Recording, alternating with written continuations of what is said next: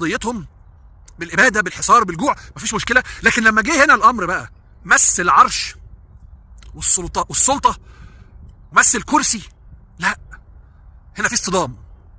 لما حصل الصدام اللي غالبا هو صدام انا بحسبه بترتيباتي انا وحساباتي انا صدام اعلامي علشان انت تصدق وغيرك يصدق ان في صدام. لكن الحقيقه لو بتتكلم على التهجير بس كقضيه اخواتنا الفلسطينيين، المعبر كل يوم يدخل منه حالات كتير جدا والتهجير بيتم.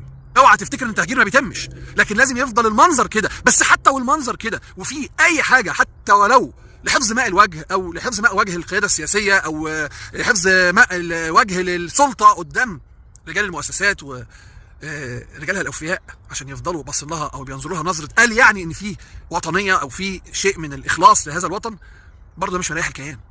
الكيان عايز تقلع كله، عايزك تقلع كله، حتى الاندروير مش مسموح لك انك تقف بيه. يا رب نكون فهمنا ويا رب نكون عرفنا قيمه خارطه الطريق. الناس اللي بتقول لي ابدا يلا، انا هبدا اول ما القناه ترجع زي زمان، لما الفيديو يحقق الارقام بتاعه المشاهدات اللي كان بيحققها زمان. القناه معرضه لهجمات سيبرانيه من الذباب الالكتروني التابع للوحده 8200 استخبارات جيش الاحتلال والنظام، كلهم بيحاربونا. وكذلك القوى السياسيه والاحزاب اللي بتحلم ان يكون ليها دور فيما بعد او في المستقبل او فيما هو قادم، واللي قطعا مش هنملكهم ده ولا همكنهم من ده، لان هم كانوا بيساعدوا الدوله العميقه والكيان. والتجربه اثبتت ان هم واعلامهم المأجور زيهم زي احمد موسى وعمرو اديب وابو حمالات وكل الاشكال دي التانيين برضو. التجربه اثبتت لكم ان هم لما المشهد السوري والتجربه السوريه حصل وتم تناولها اعلاميا، خدموا على مصالح الكيان وتجروا بالقضيه الفلسطينيه وما هاجموش الكيان اللي توغل في الارض السوريه زي ما هاجموه لما دخل غزه. يا رب تكونوا فهمتوا ووعيتوا. حق الكيان يهدد، لان كل اللي كان بيحلم بيه من 11 سنه كان بيتحقق له وبيتقال له نعمين مش نعم واحده.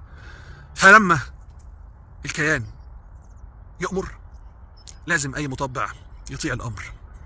انما احنا لا قدر علينا حد يخلينا مطبعين ولا هيقدر حد يكسر دراعنا ولا عنينا. احنا يا بننتصر يا نموت.